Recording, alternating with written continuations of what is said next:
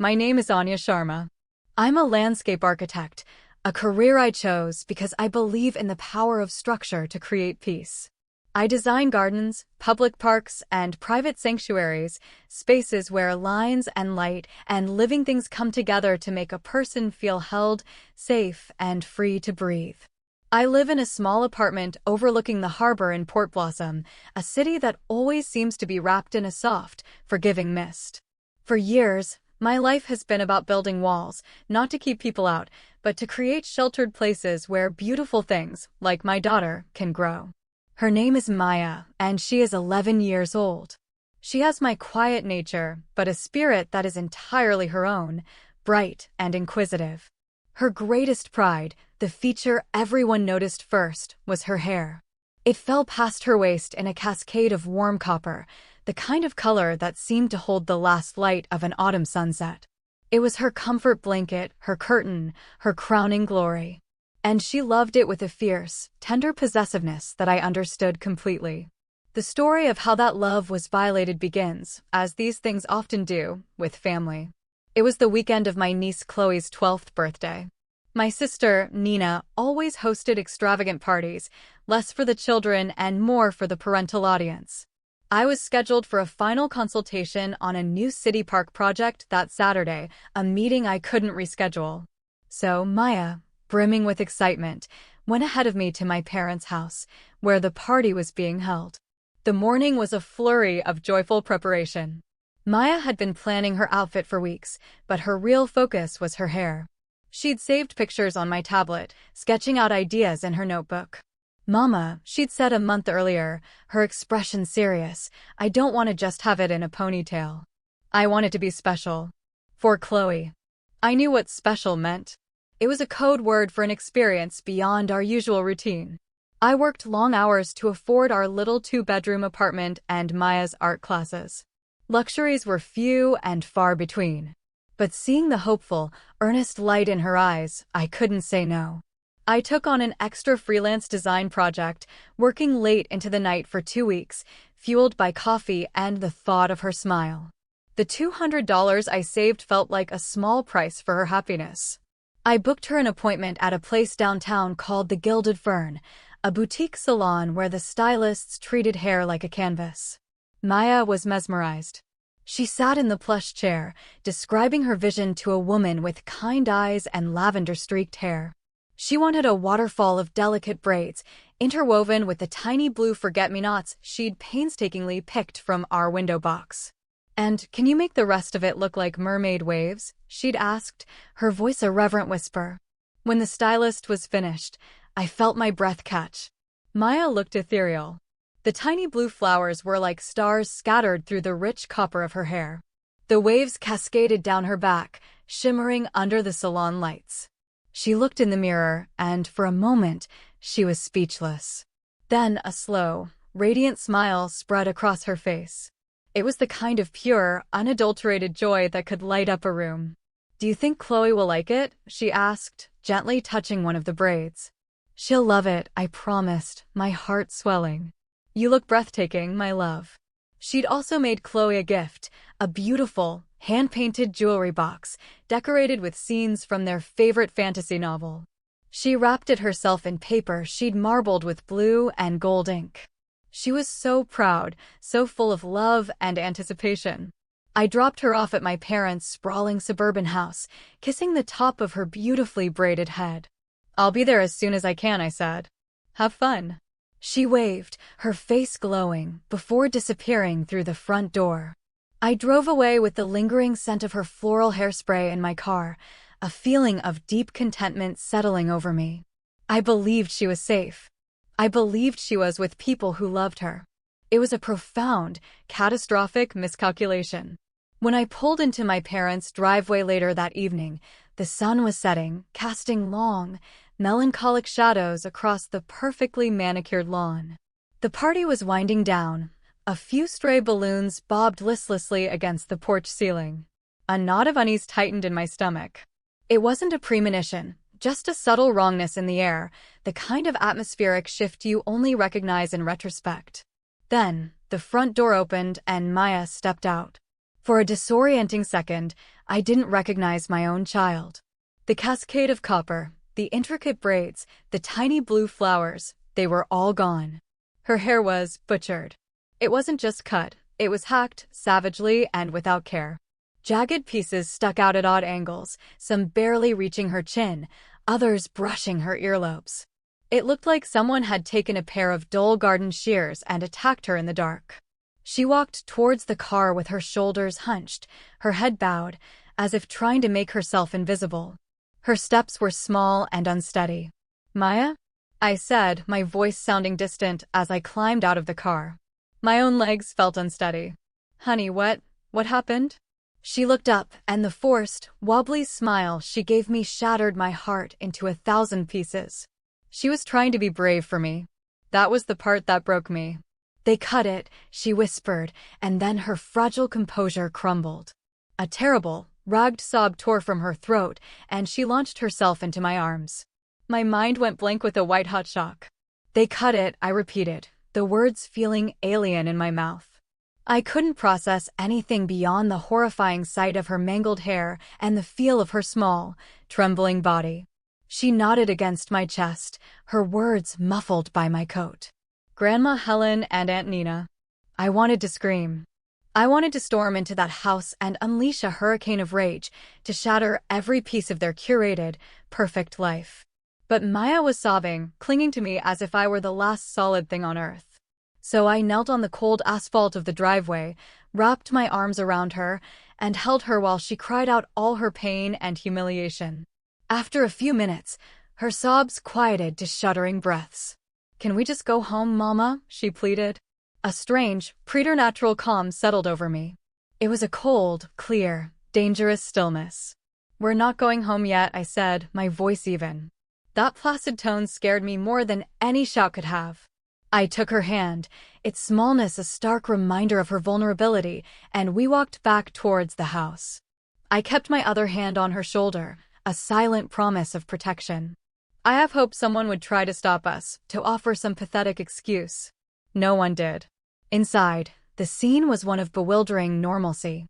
The air was thick with the cloying sweetness of leftover frosting and betrayal. My sister, Nina, was clearing paper plates, her movements crisp and efficient, as if she hadn't just participated in the emotional maiming of a child. My mother was at the counter, wiping away cake crumbs and chatting with my father about the weather. I stood in the archway between the living room and the kitchen, with Maya partially hidden behind me. "What happened to my daughter's hair?" I asked. The question dropped into the room like a stone, the calm in my voice making it all the more menacing. Nina didn't even look up at first. When she did, her expression was one of mild annoyance. "We told her to put it in a ponytail. It was too much." I blinked slowly, processing the sheer audacity. "It was too much?" "She was being difficult," my mother added, turning from the counter. Her face was set in a familiar mask of righteous justification. It was drawing all the attention. Chloe felt bad. "So you gave her a choice?" I asked, my voice still deceptively level. "A ponytail or this?" "It's just hair, Anya," Nina snapped, finally meeting my gaze. Her eyes were hard, defiant. "It will grow back." "You're being dramatic." "No," I said softly. "Let me see if I understand. My 11-year-old daughter came to her cousin's party, and, because you felt her hairstyle was too fancy, you told her to hide it.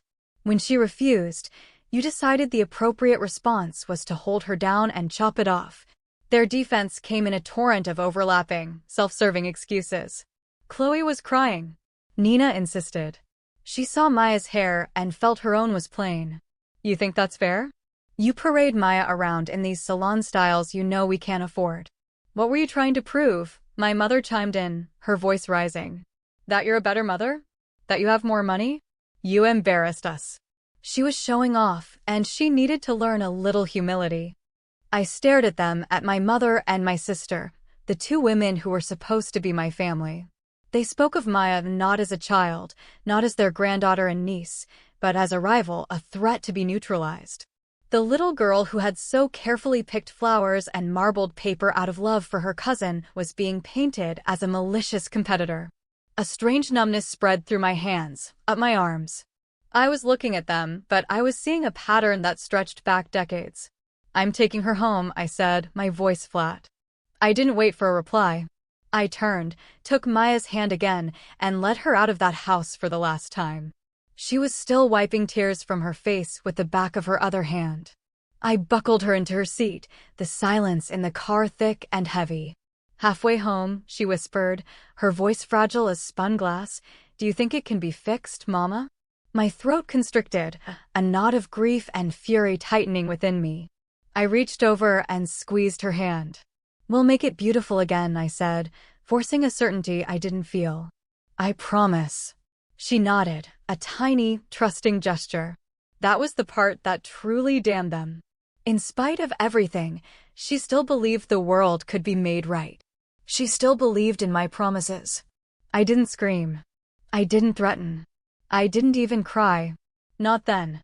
I was a structure, holding myself together for her.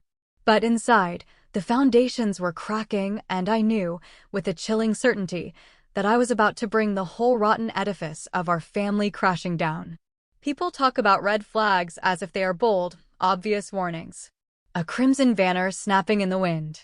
But in my family, the flags were a muted, dusty rose, woven so seamlessly into the fabric of our lives that I didn't recognize them as warnings at all. They were just the wallpaper of my childhood. The toxicity wasn't a sudden poison, it was the air we breathed, a slow-acting agent that convinced you the sickness was your own fault. You don't realize you are the lesser daughter overnight. It's an education in increments, a curriculum of subtle slights and quiet dismissals. My sister, Nina, is 2 years my senior, and for as long as I can remember, she was the sun around which our family universe orbited. I was a shadowy moon, reflecting her light but never allowed to possess any of my own. Let Nina have the blue dress, Anya. It brings out her eyes. You don't need to be in the advanced math class. It will only stress you out. Nina is the academic one. Why are you spending so much time in your room reading? You should be more social, like your sister. It was never a single, cruel statement, but 1,000 tiny cuts. Nina was praised for her extroversion, her assertiveness, her desire to be seen. My introversion, my quiet observation, my preference for books and drawing over social jockeying were treated as character flaws, deficiencies to be corrected. She was groomed for the spotlight. I was coached to be a gracious member of the audience. The real friction began in adolescence, when the world outside our home started to see me. I wasn't trying to compete. I didn't want the attention. But there is nothing more infuriating to someone who has been taught that attention is a finite resource to be fought for than someone who receives it without asking. I remember a school play when I was 14. Nina had the lead role, a dramatic, showy part she had campaigned for relentlessly. I was in charge of set design. I spent weeks in the dusty auditorium, sketching, painting, and building. I loved the quiet work, the transformation of flat cardboard into a believable world. On opening night, after the final curtain call, the drama teacher, Mr. Davies, brought me onto the stage. He praised the sets effusively, calling them the most creative and atmospheric he'd ever seen at the school. The audience applauded, and for a fleeting moment, I felt a warm, unfamiliar glow of pride. Later that night, at home, the atmosphere was frigid. Nina was in her room, refusing to come out. My mother found me in the kitchen, getting a glass of water. "You couldn't have just let her have her moment, could you?" she said, her voice laced with disappointment. I was bewildered. "What are you talking about?" "The set design. Mr. Davies going on and on about it. You had to steal her thunder. It was her night, Anya." The injustice of it stung. "I just did my job, Mom. I didn't ask him to say any of that." "You're always doing this," she said, shaking her head. "You pretend to be quiet and unassuming, but you're always finding a way to make it about you. It's selfish." I went to bed that night feeling a profound sense of confusion and shame. I had done something well, something I was proud of, and I was being punished for it. The lesson was clear. My success was a direct injury to my sister, and, by extension, an act of disloyalty to my family. To shine was to be selfish. To be seen was to be a thief, stealing the light that rightfully belonged to Nina. This dynamic solidified as we grew older. Nina would accidentally spill juice on a dress I was excited to wear to a dance. She would forget to give me a message from a friend. My parents consistently took her side, framing me as too sensitive, holding a grudge, or misinterpreting things. I learned to make myself smaller, to downplay my achievements, to dim my own light to keep the peace. It was easier than facing the combined force of their disapproval. When I finally left for college to study architecture, it was like coming up for air after a lifetime underwater. I met my husband, Leo, a kind, steady man who loved my quiet nature and celebrated my intelligence. He was an engineer, and he understood my fascination with structure and form. With him, I didn't have to shrink. When Maya was born, I vowed she would never know that feeling. I would build a world for her where her light was not a threat but a gift. And for a while, I thought I had succeeded. We lived in our own city, in our own carefully constructed life. But the gravitational pull of family is powerful. The visits, though less frequent, were still fraught with the old tensions, now projected onto the next generation. Maya would arrive at a family dinner, wearing a bright yellow dress she'd chosen, and my mother would purse her lips. Such a loud color for a little girl, don't you think? Nina's daughter, Chloe, was a sweet girl, but she was being raised in the same environment as her mother, taught to see her cousin as a benchmark she was failing to meet. Nina would make comments, ostensibly to Maya but aimed at me. "Wow, Maya, your hair is getting so long. It must be a lot of work for your mother." The implication being, what a performative, unnecessary effort.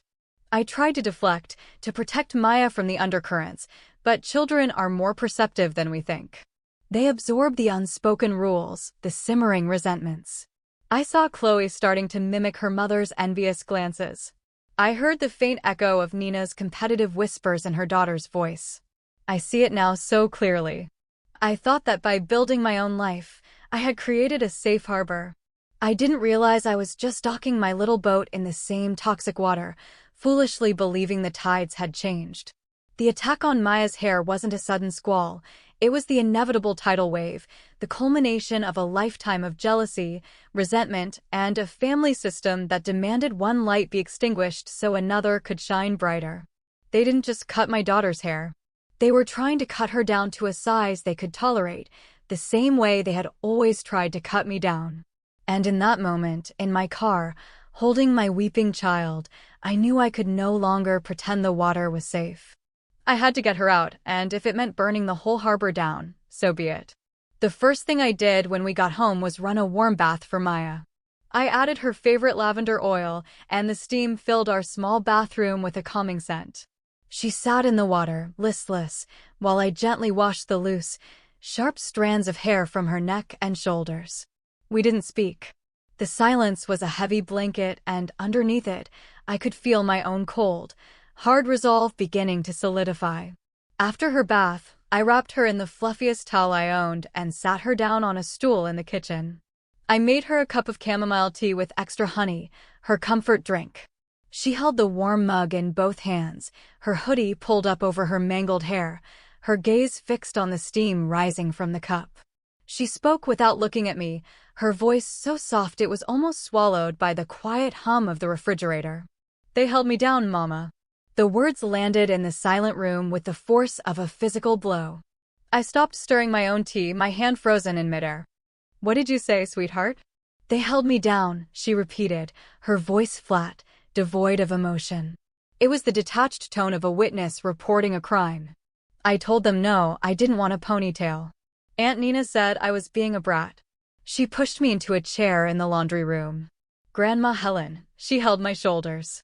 She said, "It's for your own good, stop making a scene." Then Aunt Nina took the big scissors from the sewing basket.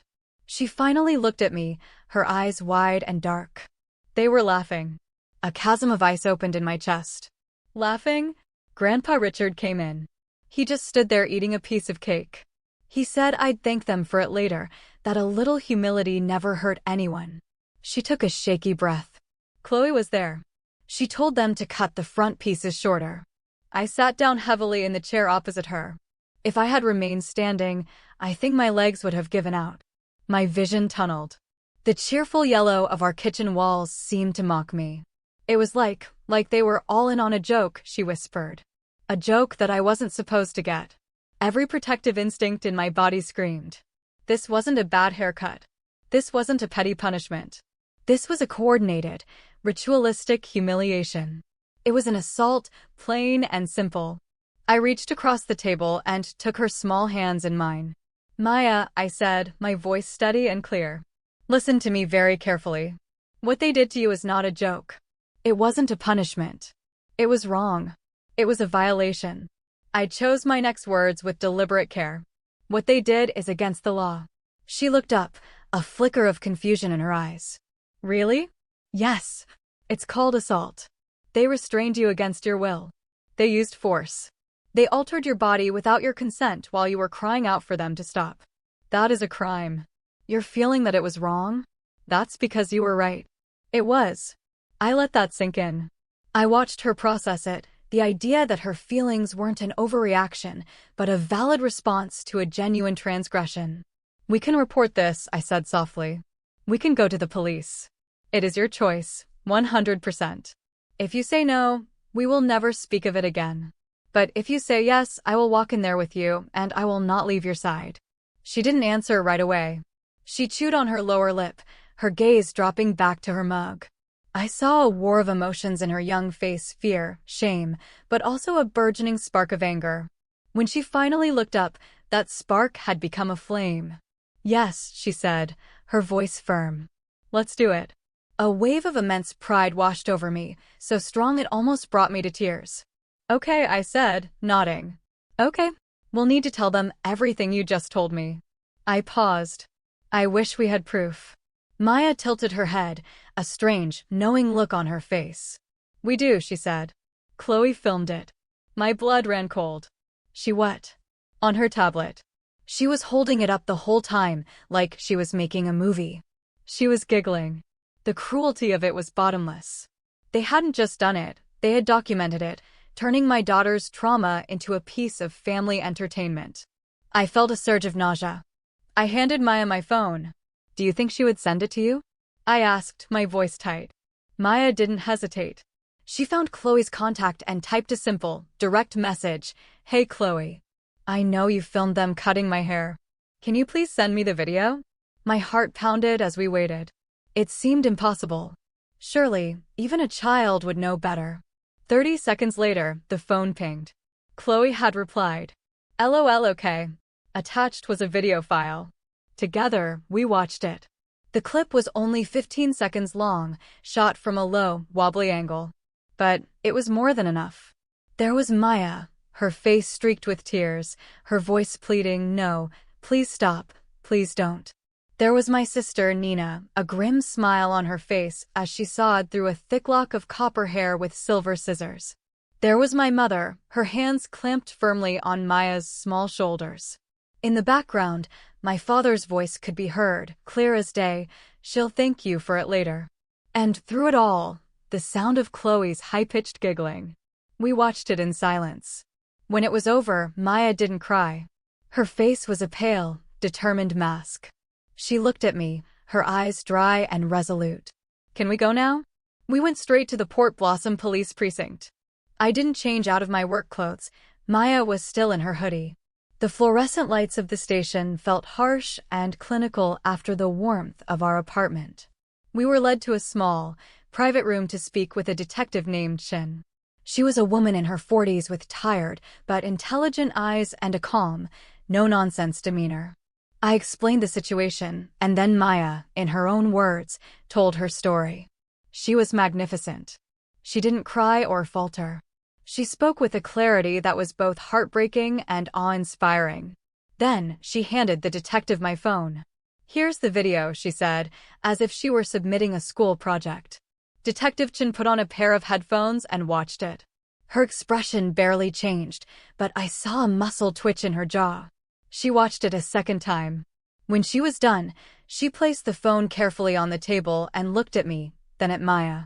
We are opening a formal investigation based on this evidence, she said, her voice even. Assault, unlawful restraint, and possibly child endangerment. You both did the right thing by coming in. She looked directly at Maya. You are very brave. For the first time that night, I saw a flicker of a smile on my daughter's face. It wasn't a happy smile. It was a smile of validation. A smile that said, I knew it was wrong. And now someone else knows it too. As we walked back to the car under the dark, starless sky, the weight that had been pressing down on us seemed to have lifted, just slightly. What happens now? Maya asked, her voice stronger than it had been all day. I told her the truth. There will be more questions. There will be paperwork. It might get difficult. But we will face it together. She nodded, her chin held high. Good, she said. That one word, spoken with such fierce resolve by my 11-year-old daughter, sent a shiver down my spine. It was the sound of a boundary being drawn not in sand, but in stone. The phone calls began the next morning. The first was from my mother. Anya, are you out of your mind? Her voice was a shrill, panicked whisper. She didn't bother with a greeting. The police were here. They wanted to talk to us. You actually called the police on your own family over a haircut. I was sitting at the kitchen table, watching Maya meticulously draw a dragon with iridescent scales. I cradled the phone, my voice as calm as the morning light streaming through the window. It wasn't a haircut, Mother. It was an assault. And you have the video to prove it. A choked, sputtering sound came through the line. You are going to destroy this family. Do you have any idea what you've done? You're tearing us apart.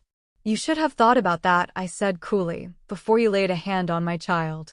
There was a beat of stunned silence. We were just trying to teach her a lesson. Well, now it's your turn to learn one, I said. Tell that to Detective Chin. I hung up the phone. I felt no guilt, only a profound, liberating clarity. An hour later, Nina called, her voice trembling with a mixture of fury and fear. CPS is at my house, Anya. Child Protective Services. They're asking Chloe questions. They want to inspect our home. What the hell did you do? I reported a crime, I said simply. The consequences are yours, not mine. It's hair. For God's sake, it's just hair, she shrieked, the familiar refrain sounding more desperate than ever. No, Nina, it's not, I said, my patience gone. It's holding down a crying child. It's taking scissors to her body against her will. It's mocking her pain and filming her humiliation. If you can't see the difference, then frankly, I'm glad CPS is there. You clearly need the supervision. She started to sob, a theatrical, self-pitying sound that had always worked on our parents. Please, Annie, retract the report. You'll ruin my life. I could lose my kids. You should have thought of that, I said, the words an echo of my conversation with our mother, before you traumatized mine. I ended the call, the click of the phone a definitive, satisfying sound. A boundary, firm and unyielding, was locking into place. Of course, they didn't stop there. Their next move was to take the battle public. That afternoon, a friend sent me screenshots from my mother's Facebook page.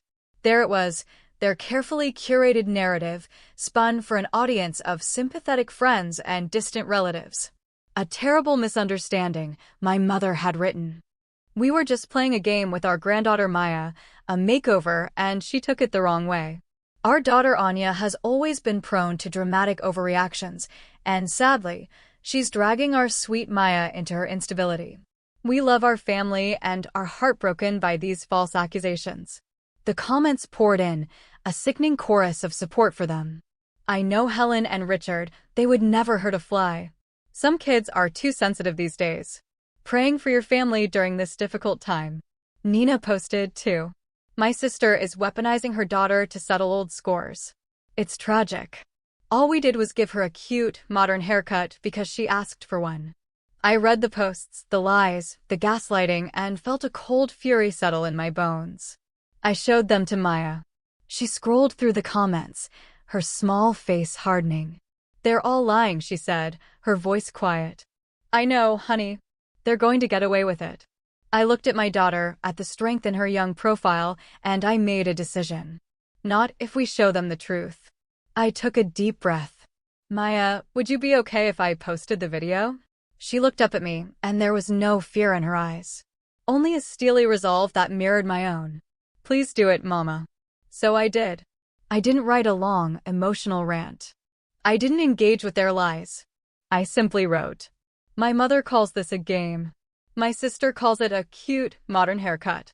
This is my 11-year-old daughter, Maya, crying and begging them to stop while they hold her down and cut her hair against her will. She said no. They laughed. You decide. And then I attached the 15-second video. The effect was instantaneous and explosive. The internet, for all its chaos, can sometimes be a swift and brutal arbiter of truth. The same people who had been offering prayers for my dramatic behavior were now tagging my mother and sister with comments of horror and disgust. This is not a game. This is assault. I'm a mandated reporter, and this is 100% child abuse. I hope you press charges. The sound of that little girl crying while they laugh. I feel sick. Those people are monsters. The tide of public opinion turned so violently that my mother and sister deleted their original posts within hours, but it was too late. The video had been shared hundreds of times. The truth was out. Maya sat beside me, watching the notifications pile up. I glanced at her. A small, tentative smile was playing on her lips. It was the smile of someone who had been invisible and was finally, undeniably seen. A few days later, a text message arrived from my father. It was the first I had heard from him directly. Anya, the monthly transfer for our mortgage assistance didn't go through. Is there a problem with your bank? For years, I had been sending them $500 a month to help with their mortgage, a gesture of daughterly duty I'd maintained out of a misplaced sense of obligation. I stared at the message, then typed my reply. No problem with the bank, Dad. The problem is that I will no longer be financially supporting people who stood by and laughed while my daughter was assaulted in their home. His reply came back instantly. Come on, Anya. You can't be serious. You're cutting us off over this? It wasn't this, I wrote back. It was a crime. And when you had the chance to intervene, you ate cake. When you had the chance to tell the truth, you chose to lie.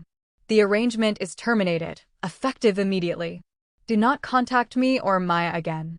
His final message was dripping with manipulative pity. I guess we know what's more important to you than family. I didn't reply. I had nothing left to say to a man who saw a boundary as a betrayal and accountability as an attack. The following week, I took Maya back to the Gilded Fern. The stylist with the lavender hair, whose name was Juliana, remembered us. I had called ahead and explained what happened. Her compassion was a soothing balm. She didn't talk about fixing the damage. She knelt down to Maya's level. Hair holds memories, she said gently. Sometimes, we have to let the old ones go to make room for new, happier ones. So, let's not fix this. Let's create something new. Something that is all yours. She worked with incredible skill and artistry, transforming the jagged mess into a chic, layered pixie cut. It framed Maya's face perfectly, highlighting her delicate features and wide, intelligent eyes. It was bold, stylish, and beautiful. When Juliana turned the chair around to face the mirror, Maya gasped. She touched the short, soft hair at the nape of her neck, then tilted her head, a genuine, dazzling smile breaking across her face. Wow, she breathed. I look cool. You look like you, I said, my own eyes filling with tears, but this time, they were tears of relief and joy. You look powerful. In the end, there was no dramatic courtroom trial. My mother, father, and Nina all accepted a plea deal to avoid one. They were convicted of misdemeanor assault. It went on their permanent records. They were fined and ordered to attend anger management and family counseling. Nina, as the primary aggressor, received the harshest sentence, a year of probation and mandatory, extensive parenting courses, with ongoing monitoring by CPS. I heard through a mutual acquaintance that the strain had pushed her marriage to its breaking point. Their perfect suburban life was beginning to fracture under the weight of the truth. I felt no satisfaction in their misery, only a quiet, resolute rightness. Justice isn't about revenge, it's about restoration. And our restoration was happening far away from them. Maya has not seen them since that day, and she has no desire to. They're not my family anymore, she said to me one evening, not with anger, but with a simple finality. I have honored that. Protecting her peace is now the most important structure I will ever build. Sometimes, late at night, I stand by her bedroom door and watch her sleep, her breathing soft and even. Her new haircut makes her look older, more self-possessed. She is no longer the girl with the fairy tale hair. She is the girl who survived, who spoke her truth, and who learned, far too young, that sometimes the most loving act is not to forgive, but to walk away. Our life is quieter now, our world smaller, but it is safe. It is a sanctuary built on a foundation of self-respect, and finally, we are free to breathe.